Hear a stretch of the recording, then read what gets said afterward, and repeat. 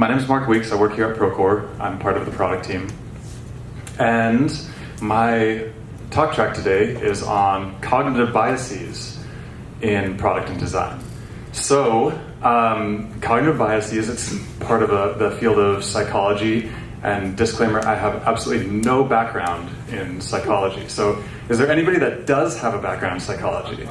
Okay, awesome. So I'm going to be looking at you guys, and then anytime that I'm just like veering way off course, just give me a little signal. Yeah, just cut me off. Just say like, dude, what are you talking about? No. Yes, you got it. Okay. So, where did this idea come from? Again, disclaimer, no background in this, but I do listen to a lot of podcasts, and the idea for this theme of cognitive biases came from some podcasts I was listening to, specifically one that I really like here, Masters in Business with Barry Ritholtz from Bloomberg Radio. And he talks a lot about confirmation bias and hindsight bias. And he talks about it so much that I thought, I have to learn about this and figure out like what this is. This sounds really interesting. So I dove in and started doing some research around cognitive biases. And so what I learned is that product and design, what is some of the big focus of product and design? It's really, in my mind, answering the questions that you see here.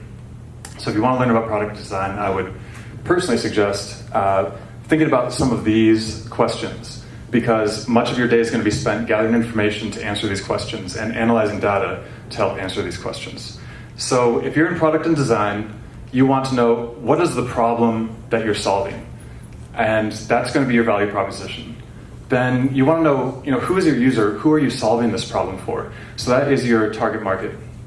How big is the opportunity? What is the market size? What factors are critical to success? What are the requirements for the solution that you're providing? What are the risks that you may be exposed to in this area? You also want to answer questions about how do you measure success? So what business metrics are you going to use that will tell you whether you are successful or not? And then what does the competitive landscape look like? What are the competing solutions or alternatives that are available out on the market? What is your edge? How do you differentiate yourself from those competitors in the space? And also timing, market timing. Why now? There's certain risks related to timing.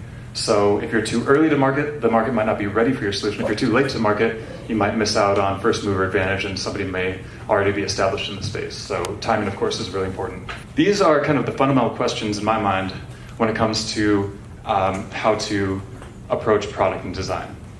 But when we gather information about these questions, we potentially are subject to some of our cognitive biases that could influence the way that we gather data and interpret data. So cognitive biases are errors in processing and interpreting information which can impact our decision making. So oftentimes these cognitive biases are rooted in our pre-existing preferences and belief systems. And to overcome some of these cognitive biases, we really need to sometimes challenge the way that we think about things. So over the weekend, I went down the rabbit hole of cognitive biases, and I learned that there were a lot more cognitive biases than I ever knew existed. And you can see some of them here. Boy, that's a lot, yeah. So I tried to pick out a few, and I certainly didn't look at each of these, but I tried to pick out a few that I thought were particularly relevant to the way that we think about and approach product and design. So I grouped some of the cognitive biases that I thought were particularly relevant, and the first grouping that I came up with is just related to the way that we listen, the way that we collect information, the assumptions that we make. And so we're going to look at the confirmation bias, the framing bias, and the selection bias. How am I doing so far, psychology majors? I'm getting a so-so, so we'll see how this goes. If it goes south, just let me know. Okay, confirmation bias. We have a tendency to warp information in a way that supports our existing beliefs and expectations, and also in a way that discounts evidence that doesn't conform with these beliefs and expectations. And Of course, when we're gathering data and making decisions based on that data, this is something that we need to be cognizant of, and we need to be aware of, because we want to be as objective as possible. And so in order to do so, it's important to remind ourselves to be open to alternatives and look for differences of opinion, and really welcome those opposing viewpoints. And in product and design, you end up spending a lot of time asking questions. So the thing about asking questions is, depending on the way you ask a question, it might lead the person that you're speaking to down a certain pathway. And this is a cognitive bias called the framing effect. So it's the tendency that our reactions are influenced by the way that information is presented to us. So given that so much of our time in product and design is spent on asking questions and gathering information, we really need to make sure that the way that we're asking those questions is in an open-ended fashion, so that we don't lead to a foregone conclusion. So as I pointed out here, don't lead the witness. Don't ask a question in a way that there's really like one right answer to. Rather, keep it open-ended and keep an open mind to other possibilities besides what we believe might be true. And then selection bias. So I think this is interesting. There's a hot topic right now around data-driven decision-making.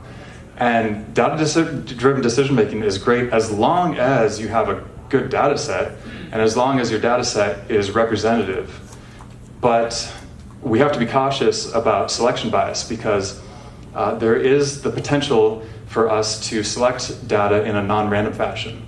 And what that happens, or what that can lead to, is that your data might be skewed in a way that's no longer representative. And if your data is not objective and independent, then your results, obviously will not be objective and independent either. So my suggestion here would be to ask questions about, are we measuring the right things, and also, is our data reliable, and are we trusting the quality of our data, because the quality of our data is going to influence whether the results that we derive from analyzing that data are reliable or not, and whether they're telling us the true story or not. So, don't you think if I were wrong, I'd know it? This might be a misattribution. Does anybody watch the show The Big Bang Theory by any chance? There's a couple people. My mom loves this show, and so when I visit my parents, sometimes I catch an episode, and there's a character on the show, and his name is Sheldon, who is, what I gather, he's a PhD astrophysicist, and just a really brilliant person, but maybe a little awkward in social aspects. Is that fair to say? So I hope I'm attributing the quote to the right person, but I believe this comes from Sheldon in The Big Bang Theory. And don't you think if I were wrong, I'd know it? What makes it funny is that it's sort of confronting us with this reality that we all kind of know is true, which is that we all have a little bit of arrogance about our worldviews and what we hold is true. And so I think we just need to kind of check ourselves a little bit and be open to alternative viewpoints and open to ideas of others that possibly are different from our own. Okay.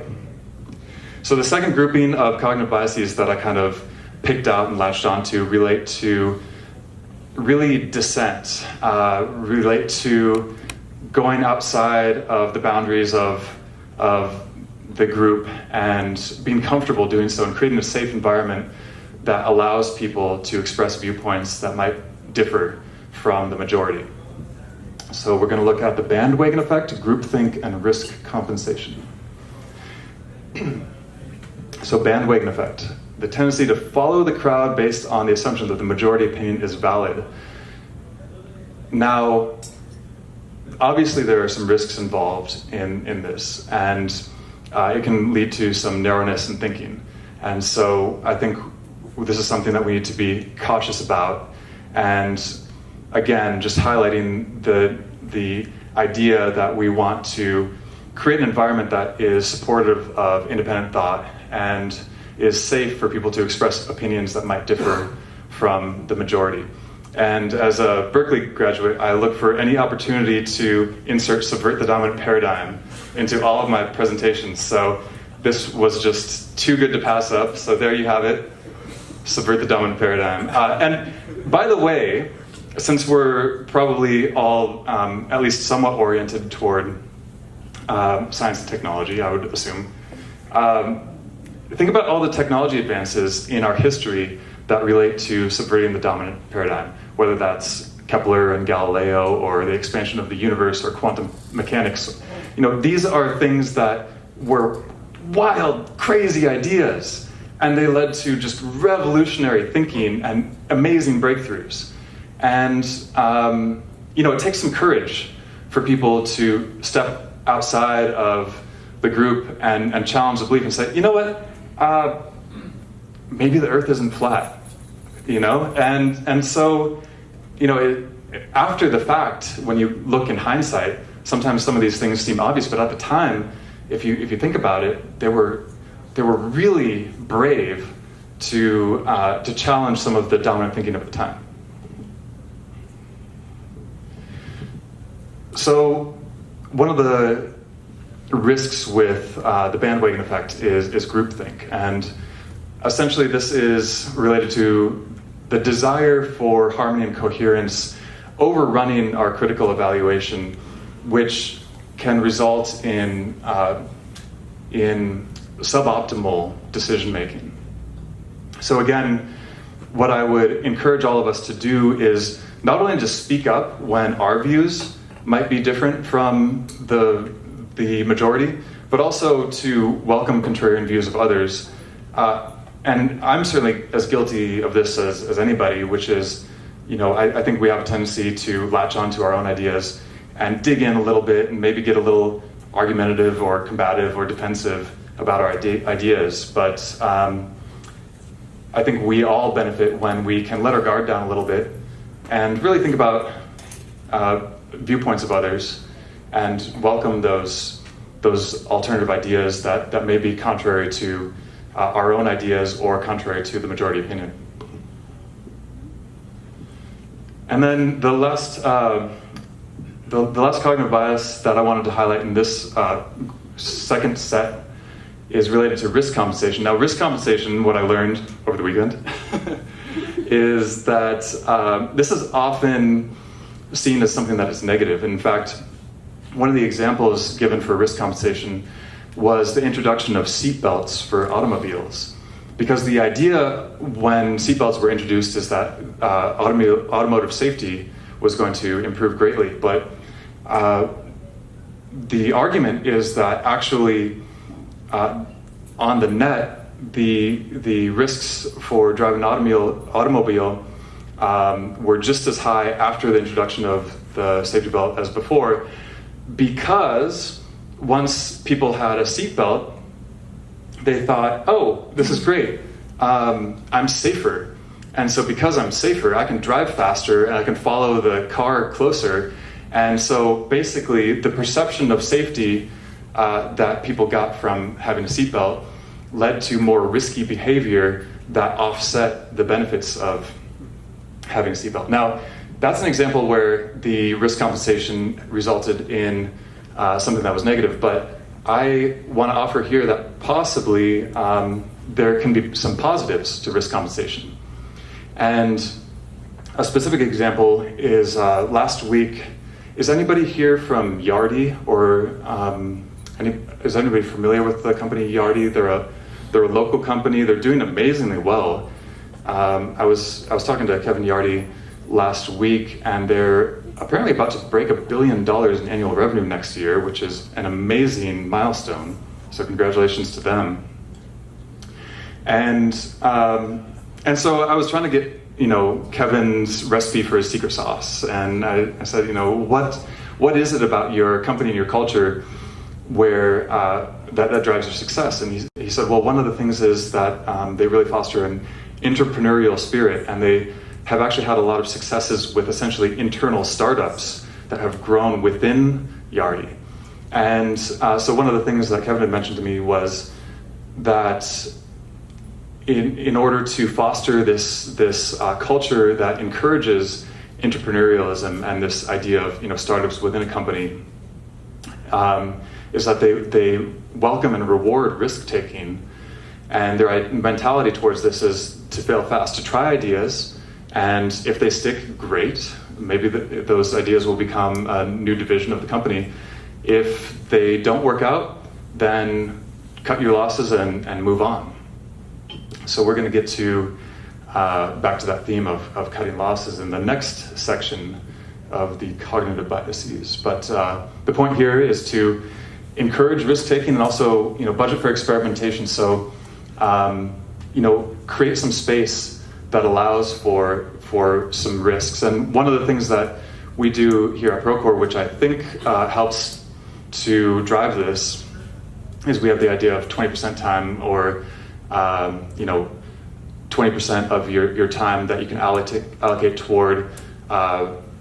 toward projects and ideas that maybe are outside of your typical day-to-day scope. And so we do try to encourage that as a means to kind of explore some new areas and look for opportunities that might help drive our growth in new areas that we might not access without providing for that space to pursue some of those more risky concepts and ideas. So visuals are always powerful, and so this is just a visual to try to kind of summarize some of those concepts. But you can see the little orange person here who is stepping out of line and kind of going against the grain maybe. So this is just my visual representation of a risk-taking and being okay with not being on the bandwagon. So hopefully that sticks. Okay, this is the last group of cognitive biases, and it's related to how we evaluate costs and benefits. And so we're going to look at the planning fallacy and the sunk cost fallacy, and then opportunity costs, which I'm looking at our psychology friends in the audience. Opportunity costs actually are not a cognitive bias. I just slipped that in because it kind of fit well with this group. Okay, planning fallacy, the tendency to underestimate task completion times. How many people are perfect at always knowing exactly how long it will take to complete a task? I am not. And this presentation is a great example of that, because when I was asked to give a speech on product and design, I thought, sounds easy, no problem, sure, let's do it. And then I spent days and days and days doing research and preparing a slide deck, which I think came out pretty nice, but probably invested, actually not probably, I definitely invested way more time in this than I had originally planned for. So I'm certainly guilty of the planning fallacy. And I think there's probably a lot of reasons why we are subject to this. And one of those reasons might be that when we estimate task completion time, sometimes we're not looking at the whole picture end to end. Sometimes we're just looking at a portion of the project. And so my suggestion here would be that when we're developing estimates for how long something is going to take, that we should really define, what is the start and what is the finish, and make sure that we have the whole comprehensive view, because oftentimes we tend to leave out certain things that will extend that time frame. And also, I think, at least for me, I sometimes struggle with foreseeing things that might change these plans. Because for some reason, sometimes things don't go exactly as I had planned. And so I think we need to think about, what could possibly change our plans as we pursue something. There could be certain fly-ins, there could be changes in the way that we approach a problem. Maybe the original solution that we tried to implement might not work out and we might change our plans. And so just allowing for some of that. Now, I have a quick little video clip highlighting how sometimes our estimates balloon a little bit beyond what we originally anticipated, and also some of the problems that can arise because when we communicate that time frame to somebody else, they might be reliant upon that information for some other purpose. So if you will humor me for a moment, we have any Silicon Valley fans out there? Okay, cool. So this should be familiar for you. Challenge. And I can think of no more exciting a way to give a little taste of nucleus to the entire world than by putting video latency in a rear naked chokehold. Great job, team. All right, back to work. Did you tell Gavin where we are on the video situation? He does know that converting the whole platform to middle out has put us at least 6 weeks behind schedule, right? Well, I'm not going to be the one who tells him we're that far behind. If you want to, feel free. I just heard you tell Heidi we're 6 weeks behind. But remember that drop frame issue I showed you? We're easily 15 weeks behind. Well, I'm not going to be the one to tell Heidi about that. Feel free to tell her yourself. Did I just hear you say we're only 15 weeks behind? I've been integrating the system natively and... Dude, I don't even want to know about it. So, sunk cost fallacy. The tendency to justify increased investment in a decision based on cumulative prior investment. So, once we've made up our mind and committed to something, we tend to really want to see that through. And that, of course, can be a good thing. Right? Oftentimes it's good for us to follow through on our commitments. But sometimes that can lead us down a dangerous path where we potentially start throwing good money after bad, and maybe continued investment in a certain area might not be in our best interests. So another cognitive bias for us to be aware of is that just our tendency to want to kind of latch on to decisions that we've made in the past.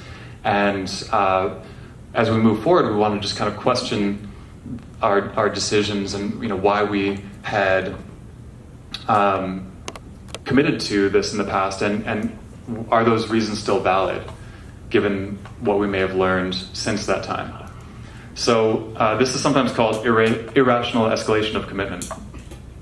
And just because we become emotionally attached to some sort of a decision that we've made in the past, we tend to not be completely objective in our thinking moving forward, and we tend to start to potentially lose that kind of objective, rational thinking.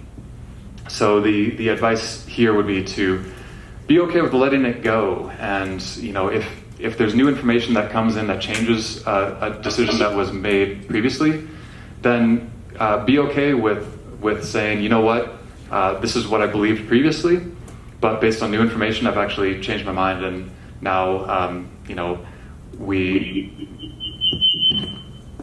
going on? I'm gonna just mute this. This should be okay now. Sorry about that. Let it go. That's the point. We'll move on. This is the last one, and this is the cognitive bias that is not a cognitive bias, but opportunity cost. So when we're thinking about our commitments, it's important to frame those commitments and in terms of if we pursue this idea, what are the things that we are not pursuing? So this is the opportunity cost, the potential benefit that we relinquish in favor of an alternative course of action. So when we commit to something, we want to make sure that we do that with eyes wide open, and that we really recognize, what are the trade-offs that we are sacrificing as we head down this route together. And hopefully, in doing so, what we can do is optimize the value that we deliver, which is ultimately our job in product and design. So,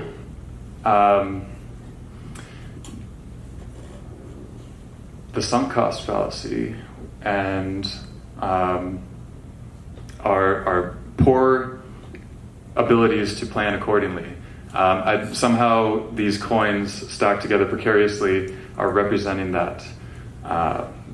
And And I think the idea here is to budget accordingly and leave ourselves some time for flexibility, and be okay with changing our course based on new information that we get. So that wraps it up for me, and I think the key points that hopefully I leave you with here are that when we are working toward product and design, there are a couple things that can hopefully benefit our thinking. We want to listen. We want to question assumptions. We want to also be comfortable with dissent and know that dissent and diversity of opinion is healthy. And also, not just that, but create a safe environment where people feel comfortable presenting contrarian views to us and discussing those openly, and try not to be too defensive about our pre-existing belief systems. And then finally, when we're committing to something, making sure that we understand those costs and those benefits in the context of all other potential alternatives that we could pursue, and just hopefully making optimal decisions based on that analysis.